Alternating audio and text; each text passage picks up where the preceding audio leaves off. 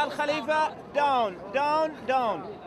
Can the king make political concessions, or is it too late? It is too late now.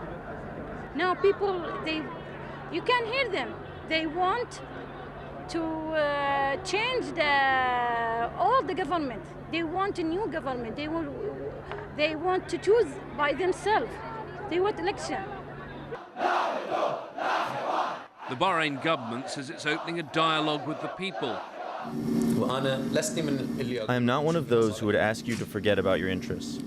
So an important part of our future work is to be in touch. As for today, we do not know what form or shape the national dialogue, which we all would agree with, would be. We have to have a consensus on it. But one opposition politician visiting the roundabout was told very clearly he should not enter into any negotiations. A politician who talks to the royal family, he was told, has the blood of those who died on his hands. As you see, the changes here are dramatic changes. You cannot expect what will happen. Of course, the initiatives from the youth here will not stop. There seems to be a disconnect between the opposition politicians and the views of these people. They say they don't want this government at all, and many say they want the king to leave the country. James Bays, AlJazeera, Bahrain. Hundreds of Yemenis have continued demonstrating in Yemen against the country's president. On the 11th consecutive day of protests in Sana'a, anti-government protesters camped overnight outside Sana'a University. It came as President Ali Abdullah Saleh offered to hold a dialogue between his ruling party and the opposition. Tunisia's government has officially asked Saudi Arabia to extradite deposed President Zine El Abidine Ben Ali. He's accused of crimes surrounding last month's violent crackdown on protesters. And Tunisian television has released pictures of treasures hidden around President Ben Ali's palace. Hundreds of thousands of dollars in cash and diamonds were hidden in secret stashes, including vaults behind a large bookcase. Earlier, thousands of people demonstrated in Tunis, calling for the resignation of Mohamed Ghannouchi's transitional government. Tasting victory in Germany. The champagne, in fact, is flowing for the opposition as the country's ruling party receives a drubbing in the regional elections. We'll have more on that. Plus, the crux is showing how Chinese farmers are being urged to dig wells to overcome the worst drought in 200 years.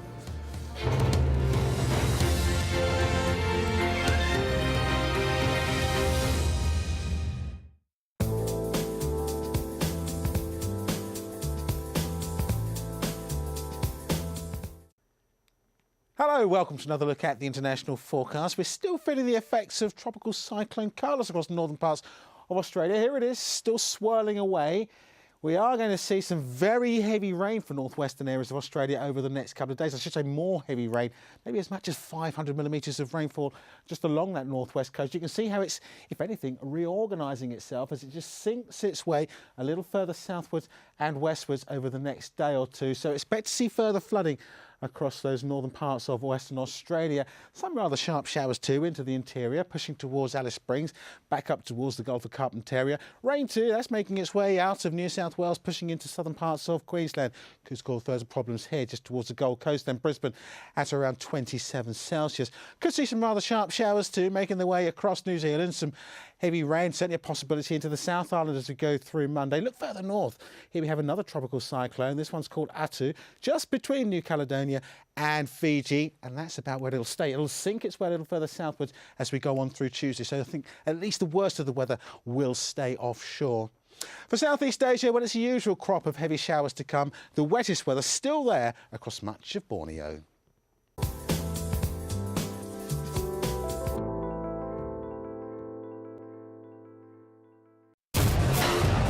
People talk about televising the revolution. It's tweeting the revolution, Facebooking the revolution, videotaping the revolution. A new world driven by new media.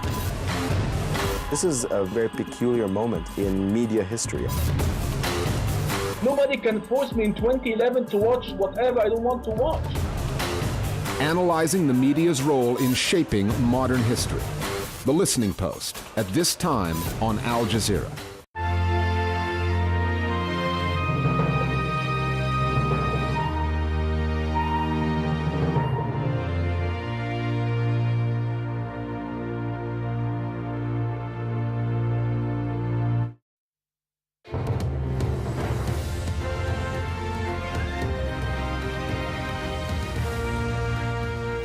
Welcome back. A reminder, our top story here on Al Jazeera. Pro-reform unrest in Libya has spread to the capital Tripoli. Protesters have reportedly seized military bases and weapons.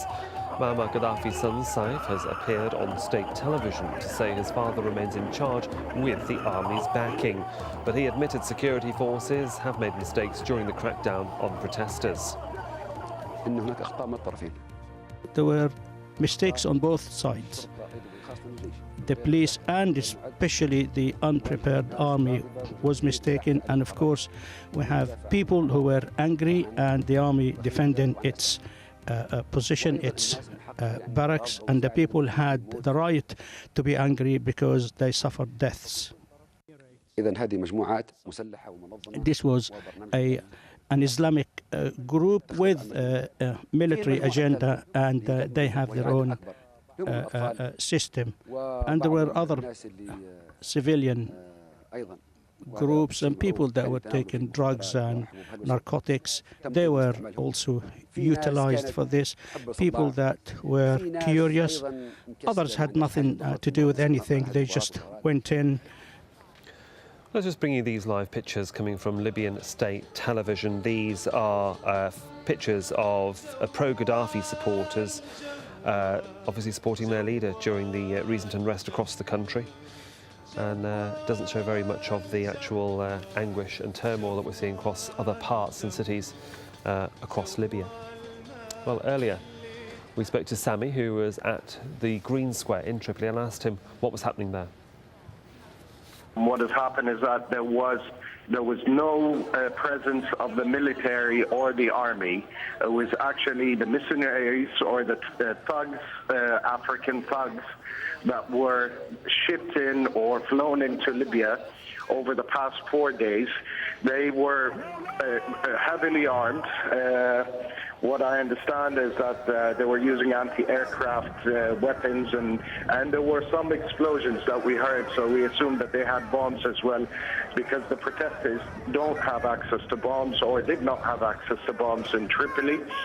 And well, it was bright enough in Tripoli. We got close enough to, we didn't witness the massive numbers of dead people. However, we had some of the retreats from the protesters coming back and giving us the feedback that there were a huge number of dead on the square. Well, on to other news now, where the sole surviving gunman of the 2008 Mumbai attacks will hear later on Monday if his death sentence has been lifted. Muhammad Ajmal Amir Kasab was found guilty in May for his part in a wave of attacks which killed 166 people and injured more than 300 others. But his lawyers appealed, saying they weren't given enough time to read the 11,000